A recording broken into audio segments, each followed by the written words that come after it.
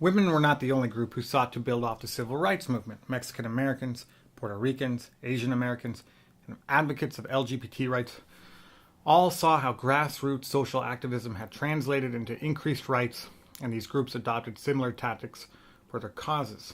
Mexican Americans, members of the oldest and most numerous Spanish-speaking group in the United States, drew on a long tradition of social activism to advance for more rights. After World War II, for example, many of the 400,000 Mexican Americans who had served in the war returned home determined to challenge their second-class citizenship. Additionally, a new Mexican American middle class began to take shape in major cities such as Los Angeles, San Antonio, El Paso, and Chicago, which, like the African American middle class, gave leaders and resources to the cause. Among the most prominent Mexican American activists were Cesar Chavez and Dolores Huerta, who would later found the United Farm Workers and inspire the Chicano movement of the 1960s. In the 1970s, the nation's 9 million Mexican Americans, about 4.3% of the U.S. population, were concentrated in the Southwest and California. Although the federal census counted all Hispanics as white, they were often discriminated against in the job market, pay, housing, schools, and the courts. Almost half of Mexican Americans were functionally illiterate, and in 1974, only 21% of Mexican American males graduated from high school. Almost one quarter fell below the official poverty level. The National Mexican American Movement for Social Justice began with migrant farm workers. Grape growers paid migrant workers as little as 10 cents an hour in 1965, when the minimum wage was about $1.25. And frequently, the housing they paid provided lacked running water and indoor toilets. Mexican, American, and Filipino grape workers launched a strike against growers in California's San Juan Valley in 1965, and labor organizers Cesar Chavez and Dolores Huerta offered leadership. Similar to the boycotts of the Civil Rights era, Chavez and the United Farm Workers led a national consumer boycott of table grapes, which brought the growers to the bargaining table, and the United Farm Workers on better wages and working conditions in 1970.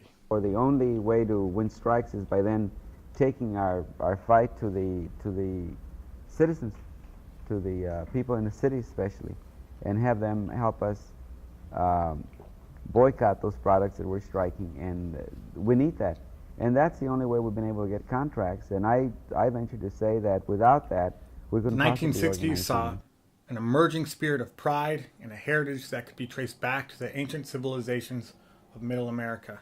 Young activists made Chicano, or Chicana, once terms of derision that older Mexican Americans had generally avoided, into a rallying cry. In cities in the Southwest during the 1970s, Chicano advocates gained considerable cultural influence. Members of La Raza Unida, a movement founded in 1967, began to win local elections. At the same time, Mexican American communities experienced a cultural flowering. New Spanish-language newspapers and journals reinforced a growing sense of pride, and many churches sponsored festivals with ethnic dancing, mural painting, poetry, and literature. Mexican Americans successfully pushed for programs in Chicano and Chicana studies at colleges and universities. Social activism among Puerto Ricans in the United States emerged more slowly. Emigres from Puerto Rico focused much of their political energy on the persistent status question. That is, whether Puerto Rico should hope for independence, strive for statehood, or retain a Commonwealth connection to the mainland. New York City's Puerto Rican Day Parade became the city's largest ethnic celebration and an important focus on cultural pride. A 1976 report by the U.S. Commission on Civil Rights, however, concluded that Puerto Ricans remained the last in line for government-funded benefits and opportunity programs. In the 1980s, the Puerto Rican Legal Defense Fund and Educational Fund and allied groups helped Puerto Ricans surmount obstacles to the ballot box and to political office. Cuban Americans, meanwhile, who came to South Florida during the 1960s, generally enjoyed greater access to education and higher incomes than did most Latinos who came later, even from Cuba. This initial wave of Cuban immigrants also tended to be more politically conservative, generally voted Republican, and lobbied for a hard line toward the communist government in Cuba's Fidel Castro. Cuban Americans became active in southern Florida politics and civic affairs, and a new generation born in the United States increasingly questioned the persistent exile mentality that revolved around anti-Castro activities.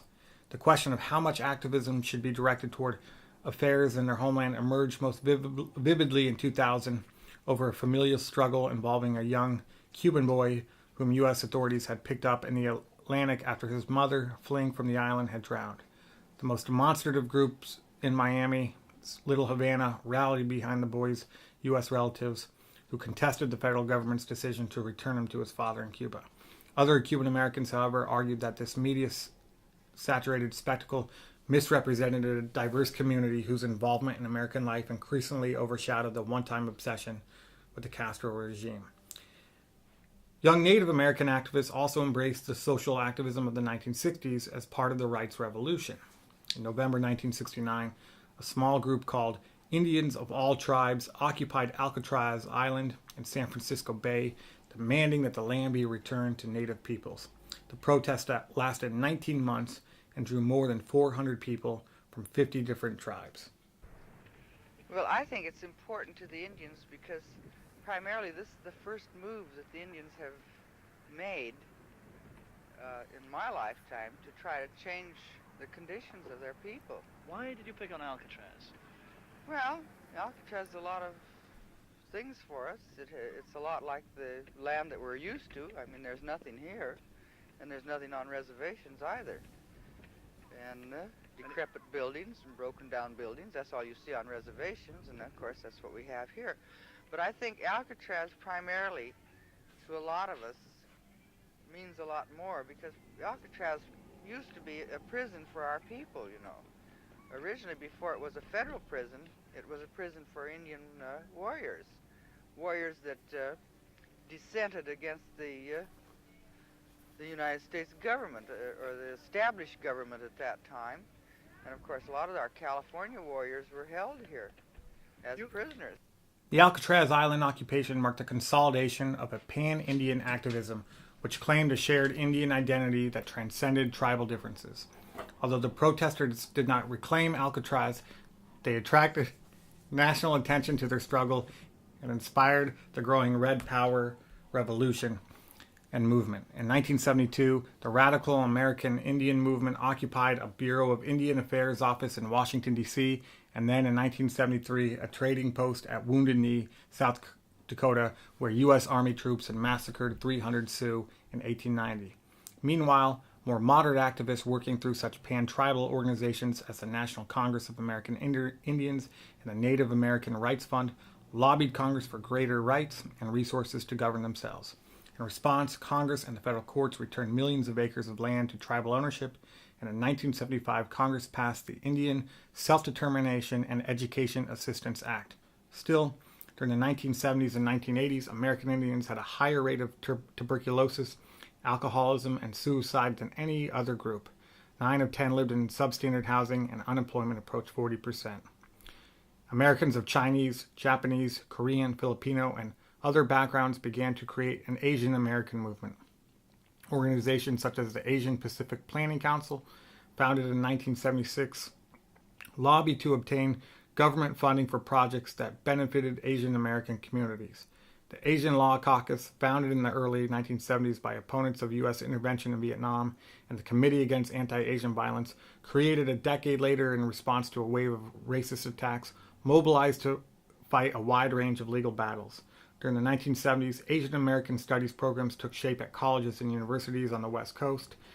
By the early 1980s, Asian American political activists were gaining influence, especially within the Democratic Party, and getting elected to public office. Beginning in 1997, the National Asian Pacific American Network Council, the first civilian rights group to be formed by Asian Americans, began to lobby on issues related to immigration and education. Many people of Filipino descent focused on specific goals, particularly an effort to obtain citizenship and veterans benefits for former soldiers of the Second World War who had fought against Japan in the Philippines.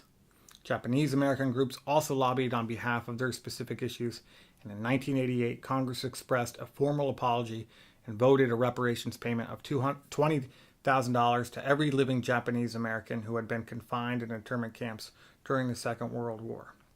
Socioeconomic differences often made it difficult to frame a single Asian American agenda. Although in the late 1980s and early 1990s, many groups showed remarkable upward educational and economic mobility, others, such as Such Chinese American garment workers struggled to find jobs that paid more than a minimum wage. As a result of combined pressure from different ethnic groups, the federal government finally decided to designate Asian or Pacific Islanders as a single pan-ethnic category in the census of 1990 and 2000. It also provided, however, 9 specifically enumerated subcategories, such as Hawaiian or Filipino, and allowed other Asian or Pacific Islander groups to write in their respective ethnic identifications. Thus, the term Asian American, which by the beginning of the 21st century applied to more than 10 million people and dozens of different ethnicities, both reflected and was challenged by the new emphasis on ethnic identity.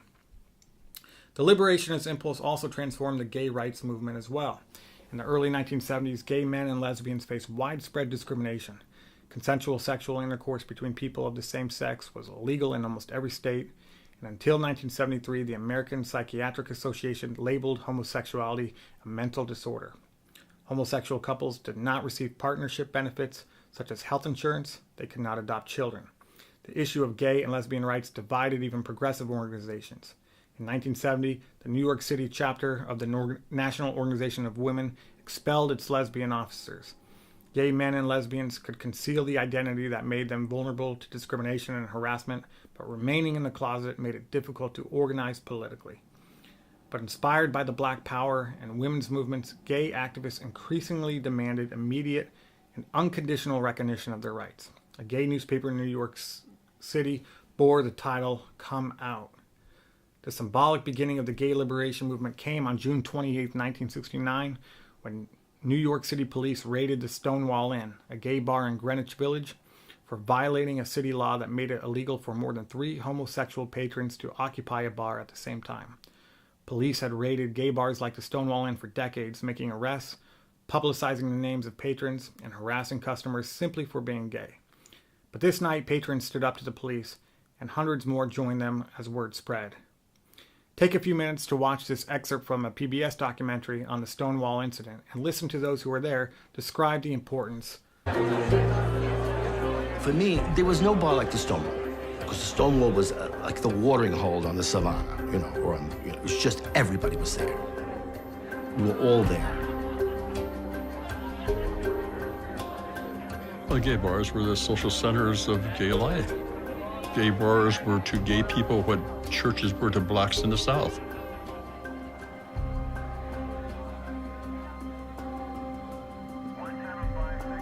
There were no instructions except put them out of business. The first police officer that came in with our group said, "The place is under arrest. When you exit, have some identification, and it'll be over in a short time."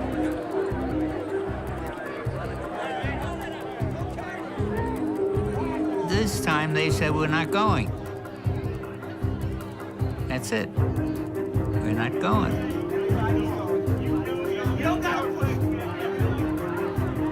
Something snapped. It's like, this is not right.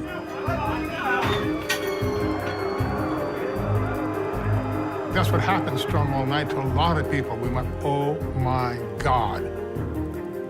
I'm not alone. There are other people that feel exactly the same way. We didn't have the manpower. And the manpower for the other side was coming like there was a real war.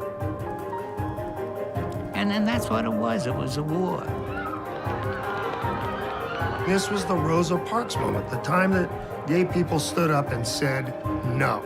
And once that happened, the whole house of cards that was the system of oppression of gay people started to crumble. Inspired by the Stonewall riot, some men and women worked openly and militantly for gay rights. They focused on legal equality and the promotion of gay pride. Some rejected the notion of fitting into straight or heterosexual culture and created distinctive gay communities. By 1973, there was about 800 gay organizations in the United States, centered in big cities and on college campuses. Most organizations created supportive environments for gay men and lesbians to come out of the closet and push for reform. By 1975, the National Gay Task Force and other national organizations lobbied Congress, served as media watchdogs, and advanced suits in the courts. And by decade's end, gay men and lesbians were a political force in cities including New York, Miami, and San Francisco. Despite all the activism, progress was slow. As we will discuss later in the semester in lectures on the culture wars and the conservative movement, in most arenas of American life, gays and lesbians did not enjoy the same legal protections and rights as other Americans.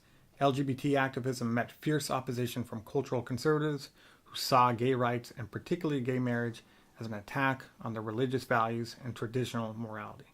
The struggle for equality continues.